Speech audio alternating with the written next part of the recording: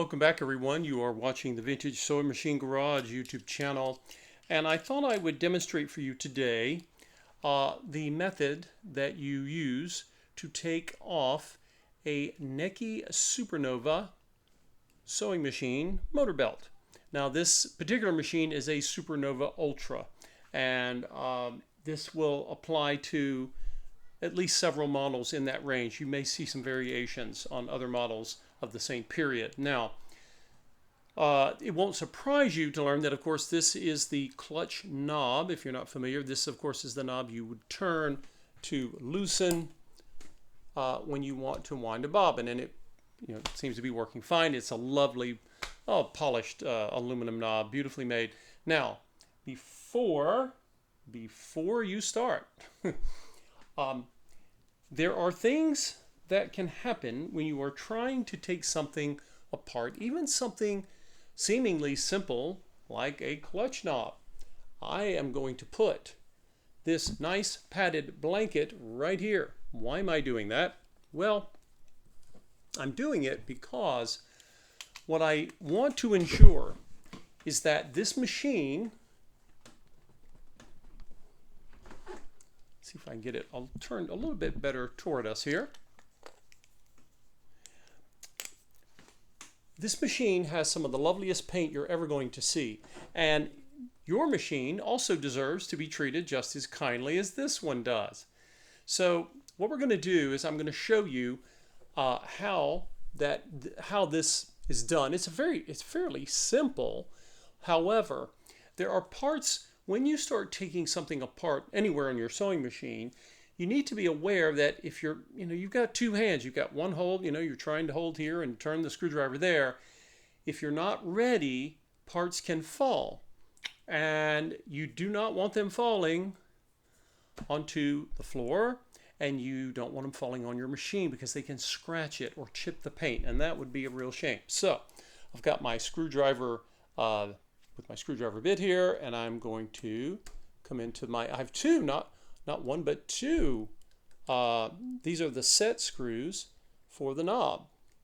And I'm actually not even loosening them all the way, but it should allow me to turn and remove. And the main thing you'll notice that's different here, of course, is that your knob is aluminum, so it's not quite as heavy as some of the other machines, but that's okay. And again, you've got this device is more complex than you typically see on some of the older designs. Again, just a gorgeous piece of engineering. Now here you will see, right? We know that the belt is loose, and how do we know this? We know it. Let's see if I can make a little bit better view there for all of you. We know this because when I got the motor leveled properly, even when it's all the way down in the bracket, which you don't normally need if you have the right size belt, that would be okay, but it is way too loose. In fact, I can literally just take the belt off here, but that's still not getting the belt off because we've got to remove the hand wheel. And fortunately, this hand wheel should come off for us, okay? If yours is stuck, that is a very common thing. Mine was wanting to hold back just a bit. Now, notice that I knew to hold on to this. I knew, right? Because this piece comes apart, right? Notice it comes off. So it looks like that. And you can see when I took this off, do you see the big washer? That washer sits right there. So again, when I go to put this back on, of course, I'll have the washer put back on that space where it belongs. But if you didn't know that that washer was supposed to be there, it could drop, you might lose it, and then you'll have problems with your machine. It's like, what's wrong with my machine? So what I'm going to do is I'm just going to put this back here for the time being because it's fine. It doesn't need to go anywhere else right now. Hold on just a moment. And by the way, if you ever have a problem getting your washer to be still when you put the piece that goes back on, Usually a drop or two of sewing oil will, it's not going to glue it on there, but it will help. It will help keep it still, right? I've got it on there. So then I can take my centerpiece and put it right back on there. So it knows where it needs to be. Because I'm not really taking this apart right now. That's not really my purpose. And so we now have our belt off. Now, sometimes your belt will say something, but not always. What does this say? It says 14.58. That's about 14.5 inches. Well, that's too long. If you have a Necchi, a Supernova, or a Supernova Ultra, some of the Supernova models, when they first came out, they were making some changes. So if yours says Supernova Automatica, many of those were green, not all of them, you have to check. Never, ever discard your old belt, because if it was working and it just needs replacing, hold on to it, because that's your best template for the belt that you need. However, this is a Necchi Supernova Ultra, so later Supernovas and the Supernova Ultra that came behind, it requires a 13 3/4 inch belt. And again, these belts are sized to allow you some wiggle room, but this one at 14 5/8, it's too big and it's not going to work. And someone tried to make it work, and that's how we ended up with this mystery set of problems. I've been spending a lot of time trying to understand what's going on with this machine. So I'm hoping that will solve it. So I would normally take my tape measure out and measure this, but it says 14 5/8. I don't know. I'll see if I can zoom in here for you. It may not even show in this weird light we've got here. So if I can hold it still,